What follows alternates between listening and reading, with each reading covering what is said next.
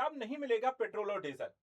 देखा जाए तो भारत में लगातार पेट्रोल और डीजल की बढ़ती मांग के बीच केंद्र सरकार के द्वारा एक नया नियम लागू किया जा रहा है।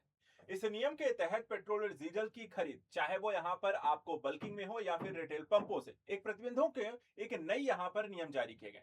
साथ ही सरकार के द्वारा यह भी कहा गया है कि नियमों का उल्लंघन करने पर जुर्माने और दंड का प्रावधान भी रहेगा।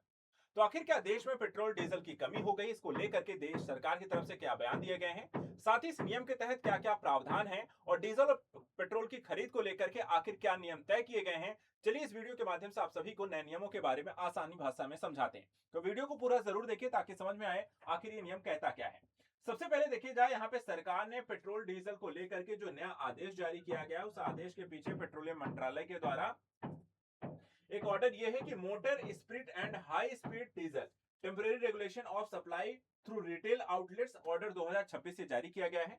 अब कोई भी जो फैक्ट्री है, कमर्शियल संस्थान है या बड़ी संस्था सामान्य रिटेल पंपों से डीजल पेट्रोल की खरीद नहीं कर सकेंगी। सबसे पहला तो रूल इसमें यह लागू किया गया है। साथ ही ऐसे उपभोक्ताओं को ईंधन अपने कंज्यूमर पंप या बल्क सप्लाई चैनल के माध्यम से लेना होगा, यानी कि दूसरी प्रक्रिया ये है। एक तो यहाँ पर आपको खरीद की प्रक्रिया से रोका जा रहा है और दूसरा यहाँ पर कहां से खरीदना है उसको लेकर के इस नियम में बताया गया है। थोड़ा सा और आसान भाषा में समझाने के लिए समझिएगा ये कि आम ग्राहकों और गाड़ियों को में डीजल की खरीद को लेकर के क्या लिमिट यहाँ पर तय की गई है उसको समझिएगा। सरकार आखिर कहना क्या चाहती है। सबसे पहले यहाँ पे आप ध्यान दीजिए, इसमें कहा गया है कि रिटेल पेट्रोल पंपों पर डीजल की बिक्री केवल वाहन के फ्यूल टैंक में ही की जाएगी, अतिरिक्त से नहीं खरीदी जाएगी। दूसरा पेशो यानी कि petroleum and explosive safety organisation के द्वारा अनुमोदित कंटेनरों में की जाएगी। तो पहला तो वाहन में, दूसरा यहां पर पेशों में, तीसरा यहां पर कोई भी ग्राहक कितना पेट्रोल खरीद सकता है, डीजल खरीद सकता है, उसके बारे में कहा गया है। कोई भी ग्राहक या वाहन एक दिन में अधिकतम 200 लीटर डीजल ही खरीद सकेगा। कितना? 200 लीटर की खरीद, आप उससे ज्यादा यहाँ पे ग्राहकों को नहीं दिया जाएगा। और खरीदे गए डीजल की अगर आप पुनः बिक्री कर नहीं सकते हैं, इसको लेकर भी नए नियमों में पूरी तरीके से रोक लगाई गई है। यानी कि 200 अधिकतम 200 लीटर आप डीजल खरीद सकते हैं। इस नए नियमों के तहत इसे लागू किया जा रहा है। तीसरी बात, यहाँ पे सरकार ने अचानक ये पाबंदी लगाई क्यों है, इसको समझिए। इसके पीछे का रीजन यहाँ पे सरकार मंत्रालय क्या बता रहा है। मंत्रालय कहना है कि देखिए देश में हो क्या रहा है इस समय कि कुछ हिस्सों में रिटेल पेट्रोल पंपों पे पेट्रोल और डीजल की बिक्री जो है वो अचानक से बहुत बढ़ गई। जैसे ही इसका पता चलता है जांच में, तो रिटेल और बल्क कीमतों में एक बड़ा अंतर होने के कारण कई सारी जो बड़ी फैक्ट्रियां और कमर्शियल यहां पर उपभोक्ता हैं, वो जो है थोक में तेल मंगाना बंद कर देते हैं और वे सीधे आम पेट्रोल पंपों से वाहन भेज करके ईंधन खरीदने लगे थे, जिसके कारण आम जनता के लिए ईंधन की यहाँ पे उपलब्धता प्रभावित होने लगी और एक कमी का खतरा यहाँ पर उत्पन्न होने लगा। जो कई सारे पेट्रोल पंपों में कहा जाने लगा भाई पेट्रोल है ही नहीं, पेट्रोल खत्म हो गया, पेट्रोल आया और पेट्रोल खत्म हो गया। ऐसा इसलिए हो रहा है कि जो बड़ी बड़ी कंपनियां और यहाँ पे कमर्शियल वाहन है वो सीधा बल्क खरीदे जा रहे थे। इससे आम जनता को पेट्रोल डीजल नहीं मिल रहा था। अब सरकार ने यहाँ पे नियम परिवर्तित कर दिया जो आम नागरिकों के लिए यहाँ पर अच्छा है। सबसे पहले अगर हम देखें तो कई हिस्सों में सबसे पहले पेट्रोल डीजल के रेट बढ़े हैं। दिल्ली में जहां 102 और रुपए यहाँ पर आपको पेट्रोल है, 95 में डीजल है। मुंबई में 111 में पेट्रोल है, 97 में डीजल है। कोलकाता में 113 में आपको पेट्रोल है तो 99 में डीजल है। चेन्नई में देखें तो 107, भोपाल में 114, रायपुर में 107, जयपुर में 112, पटना में 112, चंडीगढ़ में 101, लखनऊ में 102, देहरादून में यहाँ पर 100। एक तरीके से अलग अलग हिस्सों में यहाँ पे पेट्रोल की कीमत जो है 100 पार हो चुकी है। वहीं अगर हम डीजल की कीमतों में भी देखेंगे तो ज्यादातर यहाँ पे 90 से प्लस है और 100 के बीच आपको अराउंड आपको डीजल देखने को मिलता है। यानी कि पेट्रोल डीजल के दाम यहाँ पे ये आम नागरिकों के लिए हैं, आम लोगों के लिए हैं। लेकिन जब ये कमर्शियल वाहन यहाँ पर खरीदते हैं तो ये पेट्रोल और डीजल के दाम अलग हो जाते हैं। यानी कि जो रिटेल पंपों पर हमें यहाँ पर डीजल 95.20 रुपए प्रति लीटर मिल रहा है, वही जब बल्क उपभोक्ताओं के द्वारा डीजल की खरीद की जा रही है तो 134.50 प्रति लीटर आपको महंगा मिल रहा है। इसके कारण दोनों ही कीमतों में करीब 39.30 रुपए का अंतर आता है।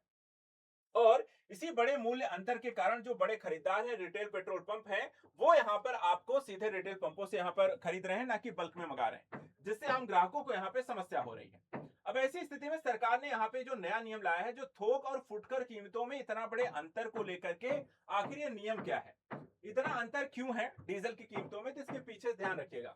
सबसे पहले यहाँ पे देखिए, इस वर्ष के फरवरी में हमने देखा कि भू राजनीतिक संकट पश्चिम एशिया में उत्पन्न हुआ और इसके कारण जो है अंतर्राष्ट्रीय बाजार में जो कच्चे तेल की कीमत है उसमें आपूर्ति श्रृंखला और शिपिंग लॉजिस्टिक इससे प्रभावित होती है।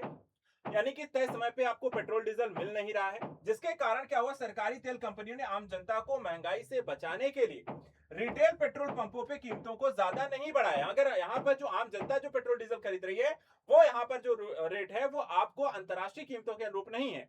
लेकिन टेलीकॉम टावर, बड़ी कंपनियां, ट्रांसपोर्ट फ्लीट्स जैसे थोक खरीदारों के लिए कीमतें जो है अंतर्राष्ट्रीय बाजार के अनुरूप है, और परिणाम स्वरूप जो थोक ईंधन में कीमतों में काफी बढ़ी हुई है, और बल्क कीमतों में यहाँ पर देखा जाए तो यानी कि थोक में अगर आप ले रहे हैं तो यहाँ पर आपको रिटेल जैसे चीजों में ये अंतर आपको साफ रूप से दिखाई देता है। बड़ी कंपनियों को यहाँ पर ज्यादा पैसा देना है, आम ग्राहकों को पैसा कम लिया जा रहा है।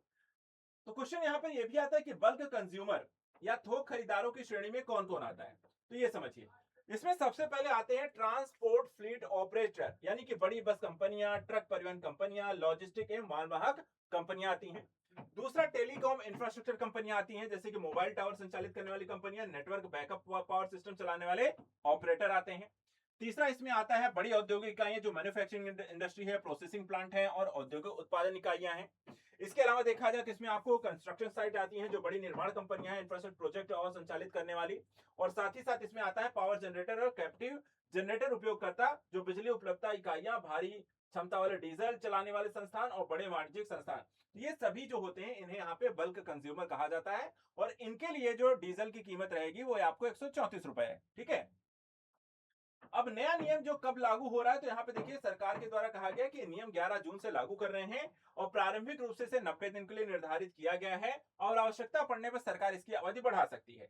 सरकार के पास देखा जाए तो विशेष अधिकार सुरक्षित रहेंगे, यानी ये किसी भी नियमों में छूट प्रदान करने या नहीं है, सरकार तय करेगी। किसी विशेष उपभोक्ता, किसी विशेष क्षेत्र, किसी विशेष लेन देन की स्थिति में सरकार इसे यहाँ पर नियमों में छूट और अन्य चीजों को लागू कर सकती है। अगर मान लेते हैं कोई इस नियम को लागू नहीं कर रहा है, अर्थात कहने का मतलब मान नहीं रहा है, उल्लंघन कर रहा है, तब क्या होगा।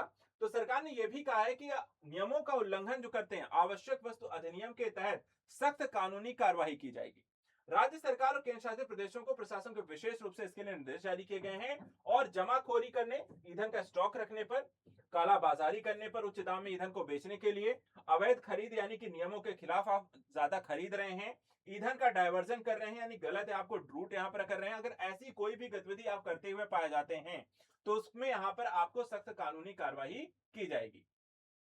अब यहाँ पे आते हैं इस आदेश को लागू कराने की जिम्मेदारी किसकी रखी गई है, तो यहाँ पे प्रमुख सार्वजनिक क्षेत्र की कंपनियां हैं, Indian oil, Hindustan petroleum, Bharat petroleum है।